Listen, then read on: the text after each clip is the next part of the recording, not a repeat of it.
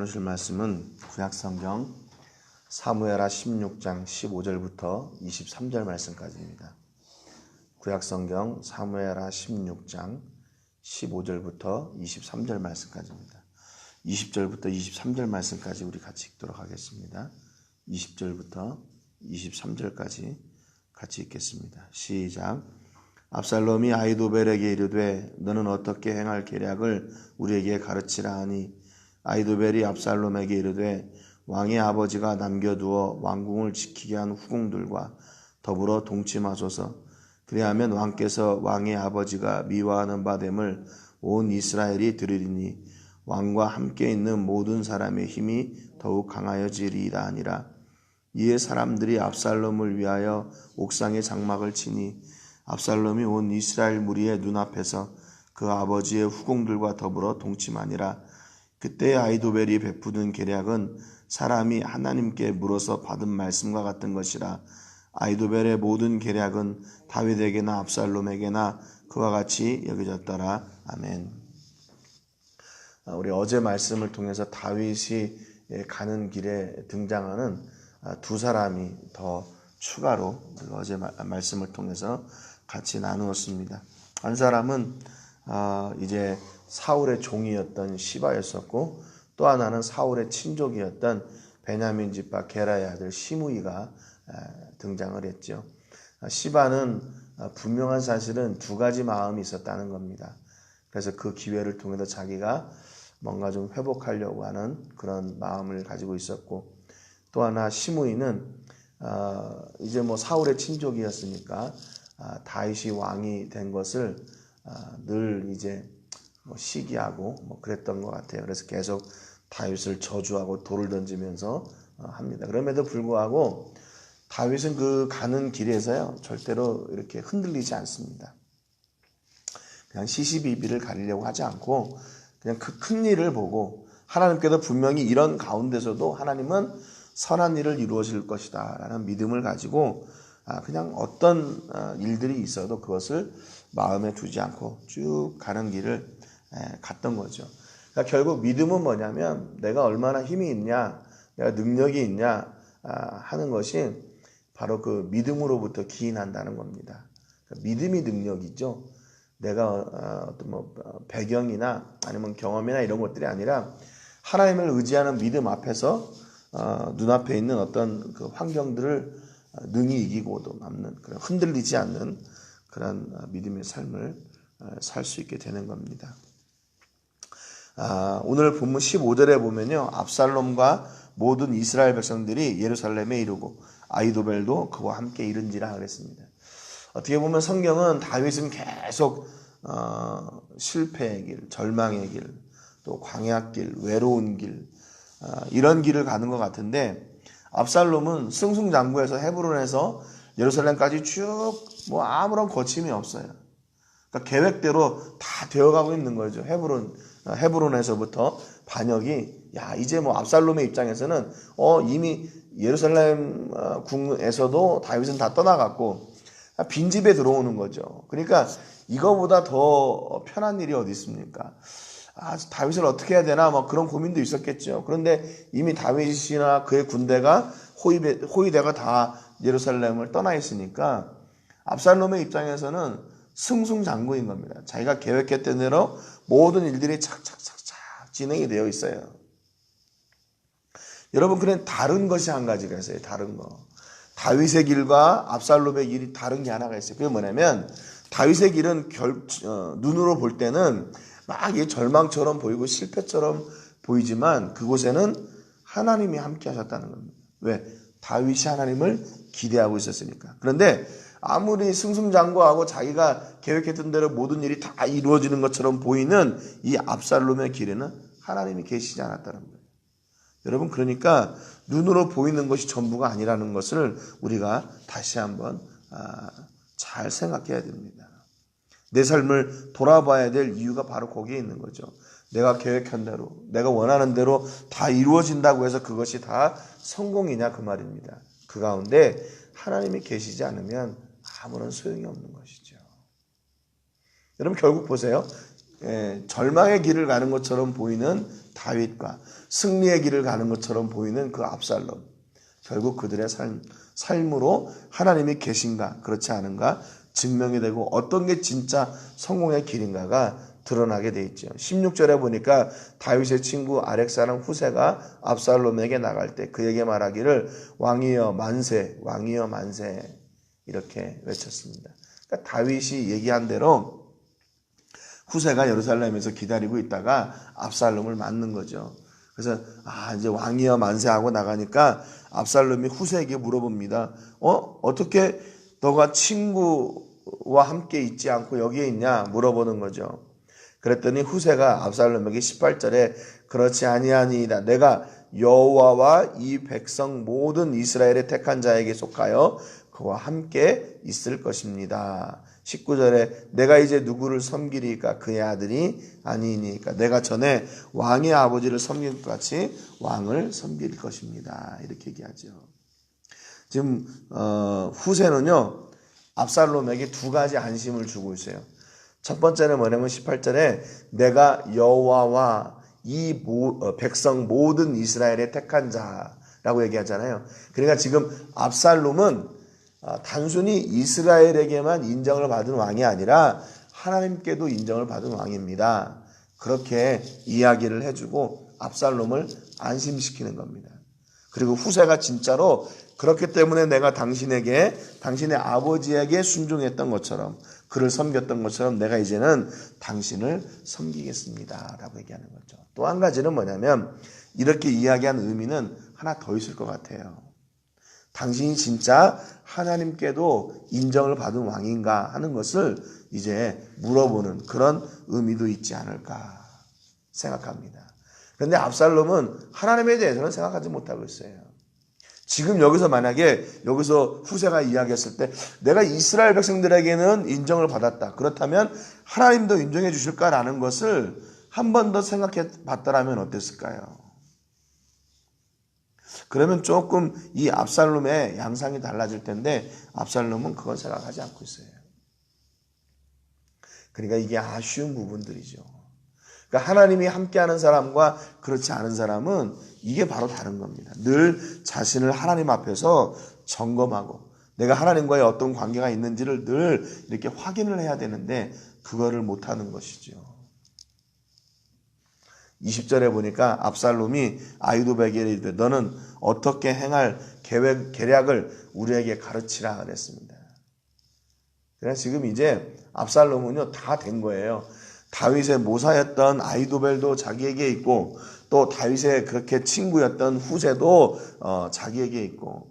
그래서 지금 압살롬의 입장에서는 왜 후세가 다윗을 따라가지 않고 여기에 있나 하는 것이 의문이 됐던 게 뭐냐면 그만큼 후세는 다윗에게 있어서 그런 좋은 친구였었다는 것을 그 주변 사람들도 아는 거예요. 저 후세와 같은 사람은 정말 다윗과 그렇게 그렇게 늘 같이 할 수밖에 없는 친구다라는 걸. 그러니까 그 예루살렘 성에 있으니까 그게 의아한 거죠. 분명히 후세 같은 사람은 다윗과 갔을 거야 생각을 했는데 거기 있으니까. 그러니까 지금 압살롬의 입장에서는 그렇게 믿었던 다윗의 친구 후세도 예루살렘에 있으니까 야 이게 진짜 다 된 것처럼 생각하는 거예요. 이제 끝났다. 그러면 계략을 얘기하라. 이게 무슨 얘기냐면 내가 이제 다윗의 왕권을 완전히 무너뜨리고 내가 이스라엘의 왕으로 세워지는 그 증거를 어떻게 할 것인가 하는 그거를 이야기하는 겁니다. 그 계략을 이야기하는 거예요. 완전히 왕위를 이렇게 찬탈하는 마지막 정점을 어떻게 찍을 것인가 하는 거 그것을 물어보는 거죠. 그랬더니 21절에 아히도벨이 압살롬에게 이르되 왕의 아버지가 남겨두어 왕궁을 지키게 한 후궁들과 더불어 동침하소서. 그리하면 왕께서 왕의 아버지가 미워하는 바 됨을 온 이스라엘이 들으리니 왕과 함께 있는 모든 사람의 힘이 더욱 강하여질 것입니다. 이렇게 얘기해요. 아니 계략을 내놔도 이런 계략을 내놓습니까? 반인륜적인 그런 계략을 내놓는 거죠. 그런데 압살롬은요, 이 아히도벨의 계략을 또 그대로 받아들여요. 당시에 왕권을 이렇게 완전히 내가 이제 왕이다라는 것을 가시적으로 보여주는 그 표현을 뭘로 했냐면 그 한 나라를 정복했을 때 그 왕의 후궁들을 이렇게 범하는 것으로 자기가 이제 왕이 됐다는 것을 가시적으로 보여주는 그런 방법으로 당시에는 그렇게 사용을 했다고 그럽니다. 뭐 그런 상징적인 그런 것도 있었겠지만 압살롬이 진짜 하나님이 다스리는 그 이스라엘의 왕이 되려면 이렇게 해서는 안 되죠. 이건 아버지의 후궁들 아니에요.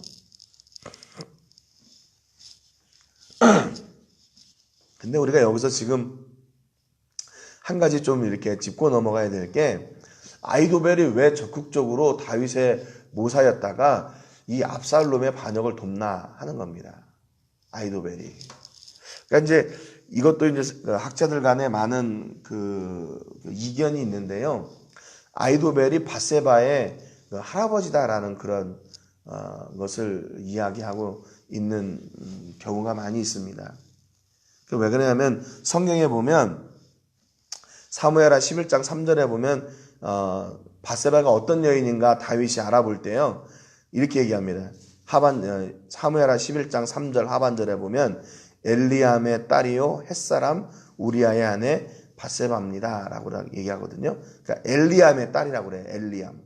그런데 사무엘하 23장 34절에 보면은 다윗의 장수들의 이름이 이렇게 나오는데요. 거기 보면 마아가 사람의 손자 아스베의 아들 엘리벨렉과 길로 사람 아히도벨의 아들 엘리암과 이렇게 써 있어요.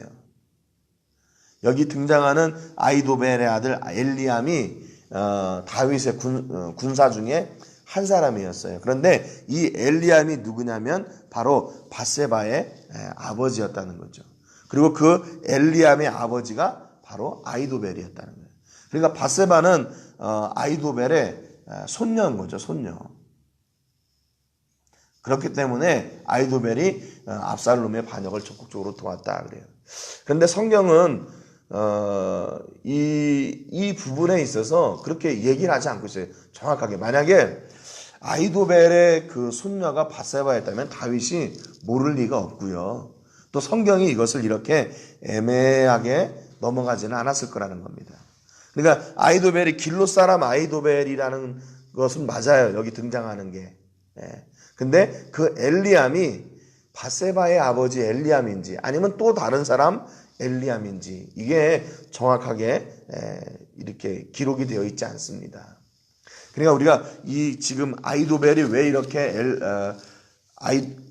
압살롬의 편에 서서 적극적으로 돕고 이렇게 반인륜적인 이런 계략까지 내놓나 이게 밧세바의 할아버지 때문이다라고 하는 그런 주장을 100% 받아들이기는 조금 아쉽습니다. 그래서 이 압살롬의 반역 부분을 이렇게 이해해 나갈 때 그냥 그 부분은 이렇게 제외를 해놓고 그냥 겉으로 드러나는 성경이 말씀하고 있는 부분만 저희가 이렇게 취하면 되겠어요. 아무튼 이렇게 아히도벨이 압살롬에게 반인륜적인 그런 행위를 하라고 한 이유는 밧세바의 할아버지다 그거 말고 첫 번째는 뭐냐면 아까도 말씀드렸지만 왕의 후궁들을 범하는 것이 당시 왕권을 상징하는 가시적인 표현이었어요. 그러니까 내가 이제 진정한 왕이 되었다는 걸 표현하는 겁니다. 그리고 두 번째는 뭐냐면 오늘 본문